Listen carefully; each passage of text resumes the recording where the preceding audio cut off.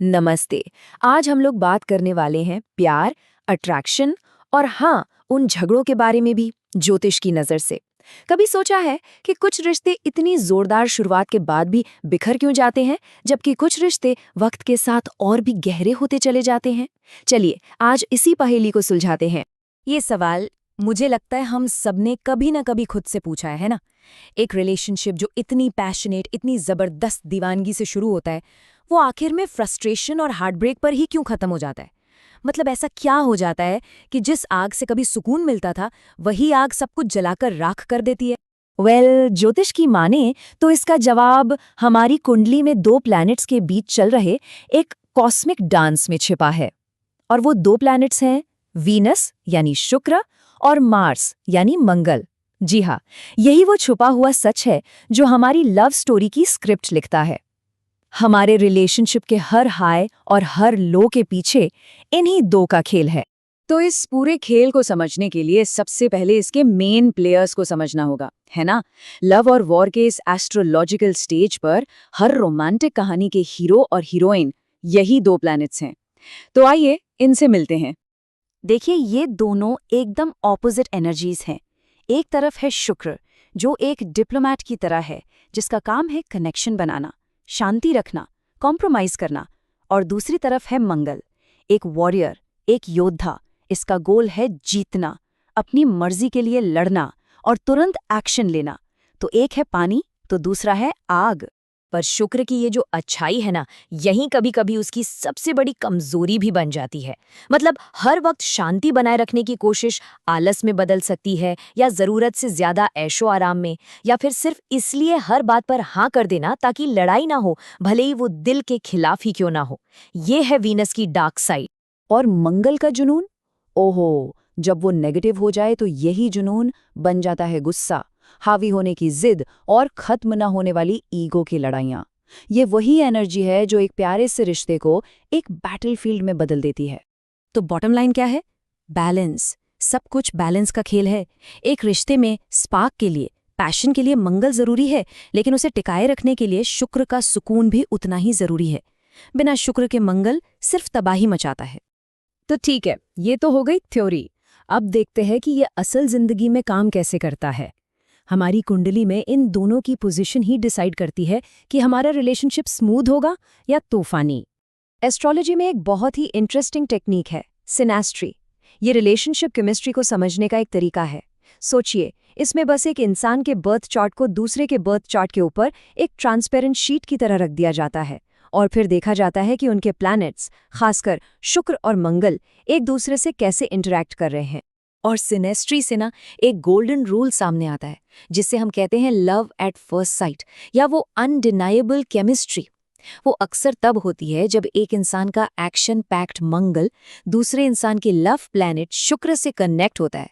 Boom, instant spark, एक magnetic खिंचाव। लेकिन यहाँ एक बहुत बड़ा लेकिन है। क्या ये जबरदस्त अट्रैक्शन लॉन्ग टर्म कंपैटिबिलिटी की गारंटी है? हम में से ज्यादातर लोग तो यही सोचते हैं कि केमिस्ट्री है तो सब कुछ है, पर ज्योतिष की कहानी थोड़ी अलग है। देखिए, सिर्फ प्लैनेट्स का कनेक्ट होना काफी नहीं है, वो कैसे कनेक्ट हो रहे हैं ये मैटर करता है। एस्ट्रोलॉजी में इसे एस्पेक्ट कहते हैं, मतलब प्लैनेट्स के बीच का एंगल। इसे ऐसे समझिए, कुछ एस्पेक्ट्स होते हैं हार्मोनियस, मतलब जब प्लैनेट्स एक दूसरे के दोस्त हों, इससे रिश्ते में एक स्मूथ फ्लो रहता है। कुछ होते हैं वॉलेटाइल या अस्थिर, यहाँ मैग्नेटिक अट्रैक्शन तो होता है, पर साथ में ढेर सारा ड्रामा और टेंशन भी। और फिर आते हैं डिफिकल्ट एस्पेक्ट्स, जहाँ प्लैनेट्स एक दूसरे से टकराते हैं। तो स्पार्क तो है, पर उस स्पार्क से आग लगेगी या घर रोशन होगा, ये एस्पेक्ट्स तय करते हैं। और ये जो वॉलेटाइल और डिफिकल्ट एस्पेक्ट्स है ना, ये उस क्लासिक सिचुएशन को जन्म देते हैं, ना उनके साथ रहा जाए ना उनके बिना रहा जाए। अट्रैक्शन इतना कि दूर नहीं जा सकते, और झगड़े इतने कि साथ नहीं रह सकते। ज्योतिष में इसे अक्सर टॉक्सिक एक्स सिग्नेचर भी कहते हैं। तो क्या इसका मतलब ये है कि अगर कुंडली में मुश्किल एस्पेक्ट्स हैं तो गेम ओवर? जी नहीं, बिल्कुल नहीं। ज्योतिष की सबसे अच्छी बात यही है कि वो सिर्फ प्रॉब्लम नहीं बताता, सॉल्यूशन भी देता है। चलिए अब देखते हैं कि इस कॉन्फ्लिक्ट की एनर्जी को कनेक्शन की एनर्जी में कैसे बदला जा सकता है। यहाँ एक और छुपा हुआ सच समझना जरूरी है। मंगल का बेसिक नेचर है काटना, अलग करना, ब्रेकअप, ये मार्स की एनर्जी है जो रिश्ते की डोर को काट देती है।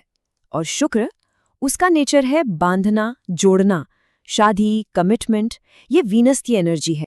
तो अगर रिलेशनशिप में मंगल की एनर्जी यानी गुस्सा और लड़ाई झगड़ा ज्यादा है तो उसे दबाने की कोशिश मत कीजिए, उसे एक सही डायरेक्शन दीजिए।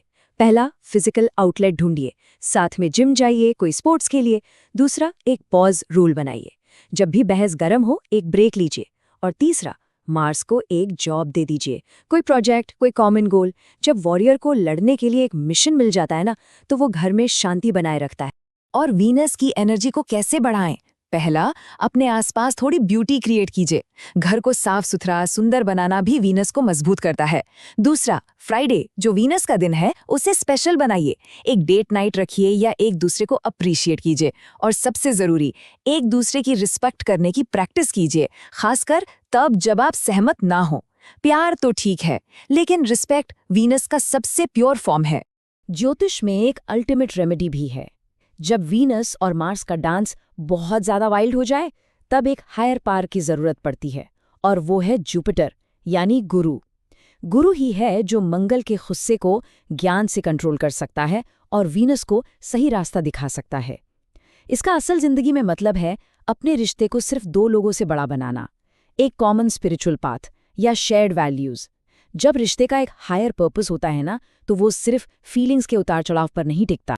तो अपने रिलेशनशिप के वीनस मार्स बैलेंस को चेक करने के लिए ये कुछ सवाल हैं जो खुद से पूछे जा सकते हैं।